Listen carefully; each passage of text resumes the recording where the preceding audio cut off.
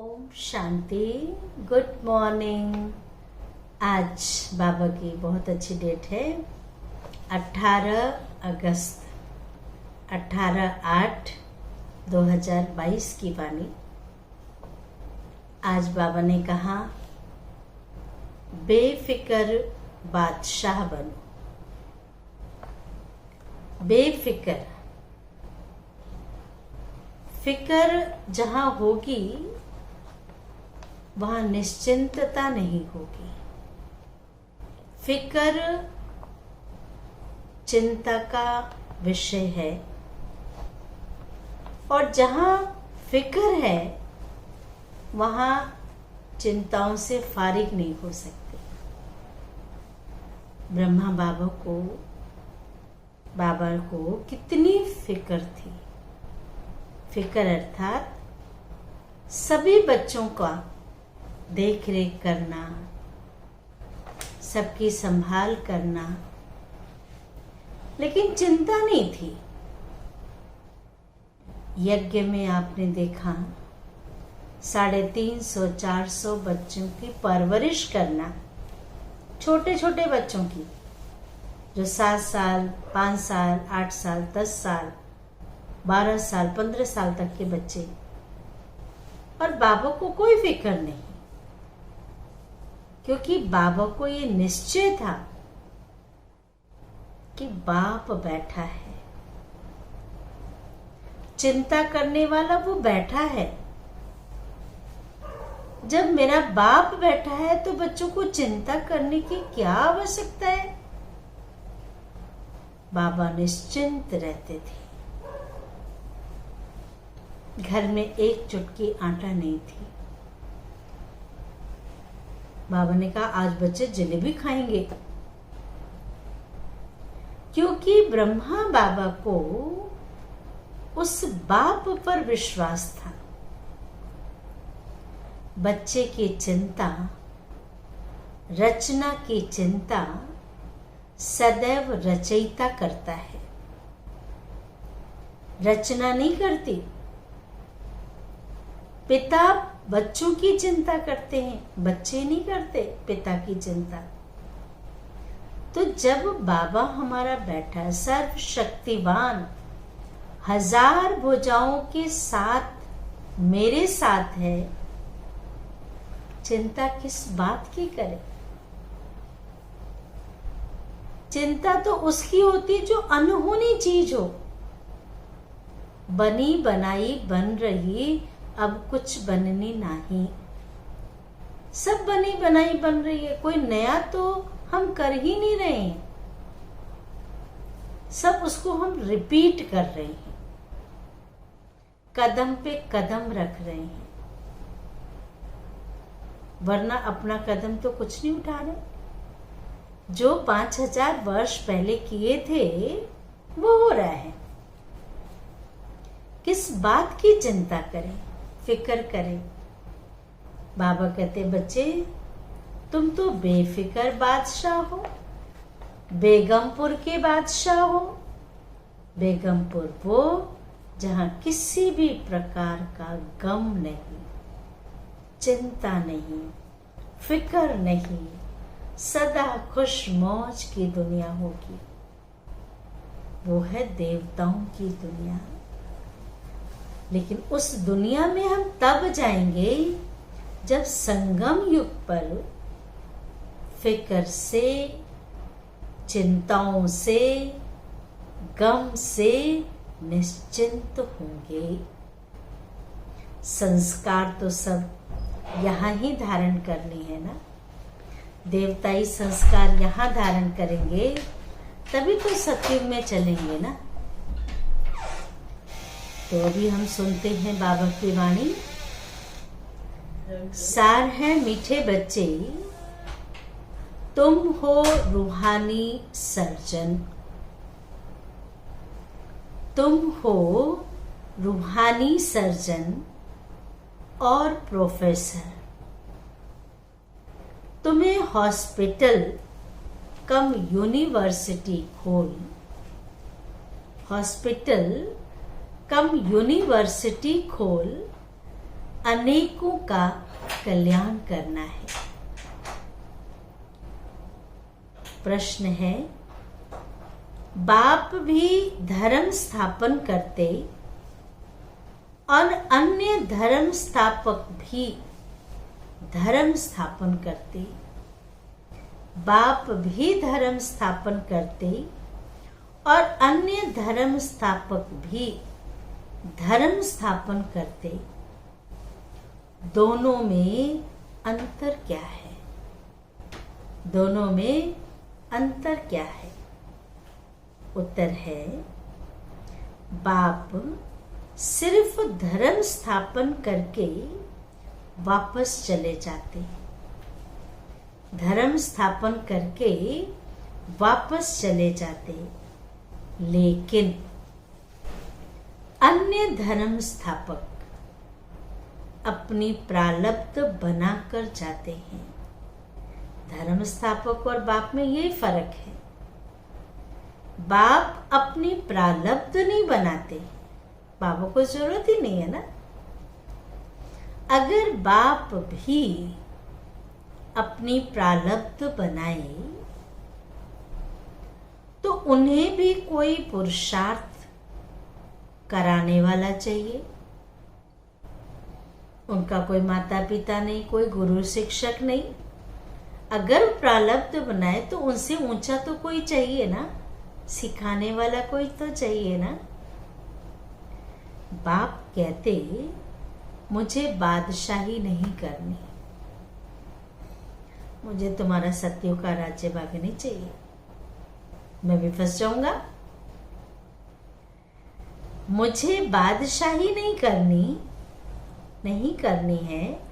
मैं तो बच्चों की फर्स्ट क्लास प्रारब्ध बनाता हूँ। बच्चों की फर्स्ट क्लास प्रारब्ध बनाता हूँ, मैं नहीं राज्य करता। गीत है, रात के राही थक मत जाना, सुबह की मंजिल दूर नहीं। बस वो तो सामने दिखाई दे रहा है। जैसे गांव में जब कोई नजदीक पहुंचने वाला होता है ना गांव के, और बच्चे थक जाते हैं पैदल चल के, तो माँ बाप कहते बस वो जो पेड़ दिखाई दे रहा है ना, बस वही तुम्हारा घर है। और कैसे कितने पेड़ निकल जाते थे और बच्चे खुशी में चलते रहते थे, बस वो सामने दिख रहा है। बाबा कहते तुम्हारा लक्ष्य तुम्हारे सामने दिख रहा है, तुम्हारी मंजिल तुम्हारे सामने दिख रही है, चलते चलो चलते चलो। जब लक्ष्य सामने दिख रहा है तो हमें थकने की क्या जरूरत है? थकावट सारी मिट जाती है, क्योंकि प्राप्ति सामने दिख रही है, स्वर्ग के नजारे सामने दिख रही हैं। इसलिए कभी भी थकना नहीं। धारणा के लिए मुख्य सार है, पहली पॉइंट, नष्टो मोहाबन। पहले नष्टो मोहा, इस मोह को नष्ट करो। ये मेरे माता पिता, भाई है, बहन है, ये है, मेरे बच्चे हैं, मेरा पति है, मेरा बिजनेस है, इन सब से मोह को नष्ट करो। और जब तक मोह को नष्ट नहीं करेंगे, गीता में भी लिखा है 18वां अध्याय, हे अर्जुन नष्टो मोहा स्मृति लब्धा बन। इस मोह को तू नष्ट कर और स्मृति ला कि तू है कौन, किससे मोह रख रहा है जो सब कुछ खत्म होने वाला है, किसको याद कर रहा है जो सब मरे पड़े हैं। इसलिए बाबा भी कहते, जब तक दुनिया से मोह नष्ट नहीं होगा, प्रभु से बुद्धि जुड़ नहीं सकती। तो नष्टो मोहाबन, एक बाप से ही अपना बुद्धि योग रखना है। देही अभिमानी बन, यही शिक्षा धारण करनी और करानी है। यही शिक्षा धारण करनी और करानी है। दूसरी पॉइंट है मन वचन कर्म से भारत को सुख देना है। मन वचन कर्म से भारत को सुख देना है। मुख से हर एक को ज्ञान के 2 वचन सुनाकर, ज्ञान के 2 वचन सुनाकर उनका कल्याण करना है। शुभ चिंतक बन, सबके प्रति शुभ चिंतक बन सबको शांति धाम सुख धाम का रास्ता बताना है। शांति धाम सुख धाम का रास्ता बताना है। वरदान है बेफिक्र बादशाह की स्थिति में रहे, वायुमंडल पर अपना प्रभाव डालने वाले मास्टर रचयिता भव। विस्तार है जैसे बाप को इतना बड़ा परिवार, बाबा को इतना बड़ा परिवार है, फिर भी बेफिक्र बादशाह है। सब कुछ जानते हुए देखते हुए बेफिक्र। बाबा भी तो संसार में थे ना, ब्रह्मा बाबा। सब कुछ देखते हुए जानते हुए भी बेफिक्र। ऐसे फॉलो फादर करो। हमारे सामने तो एग्जाम्पल है ब्रह्मा बाबा, मम्मा, लेकिन बाबा के सामने तो कोई भी नहीं था। स्वपुरुषार्थ से नंबर 1 आत्मा बनी।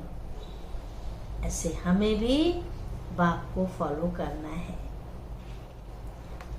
वायुमंडल पर अपना प्रभाव डालो। दूसरी पॉइंट, वायुमंडल पर पहला अपना प्रभाव डालो। वायुमंडल का प्रभाव आपके ऊपर नहीं पड़े। बहुत अच्छी बात है, आपका प्रभाव दूसरे पर पड़े, न कि दूसरे का प्रभाव आप किसी को समझाने जा रहे हैं उस पे ही आपका असर हो गया। अगर आप ज्ञान का प्रभाव डाल लें, वो बदल जाए तो अच्छी बात है, लेकिन अज्ञानी का आप पे प्रभाव पड़ गया, फिर कहे वातावरण ऐसा था, व्यक्ति ऐसा था, तो उसका प्रभाव आप पे नहीं पड़ना चाहिए। आप सेवा भाव से गए हैं ना, आप उसका कल्याण करने के लिए गए हैं ना, आप अपनी शुभ भावना से उसे ज्ञान दे रहे हैं ना। तो कहा वायुमंडल का प्रभाव आपके ऊपर नहीं पड़े, क्योंकि वायुमंडल रचना है। वो सुंदर बात बाबा ने कही, वायुमंडल आपकी रचना है और आप मास्टर रचयिता हो। रचना के ऊपर प्रभाव हो। रचना के ऊपर प्रभाव हो। कोई भी बात आए तो याद करो, जब भी कोई बात ऐसी आए तो याद करो कि मैं विजयी आत्मा हूं। कौन सी आत्मा हूं? विजयी आत्मा हूं। इससे सदा बेफिक्र रहेंगे, घबराएंगे नहीं। बेफिक्र रहेंगे, घबराएंगे नहीं। स्लोगन है, प्रसन्नता की छाया द्वारा शीतलता का अनुभव करो। प्रसन्नता की छाया द्वारा शीतलता का अनुभव करो तो निर्मल और निर्माण रहेंगे, निर्मल स्वभाव और निर्माण चित्त रहेंगे। अच्छा, ओम शांति, ओम शांति, ओम शांति।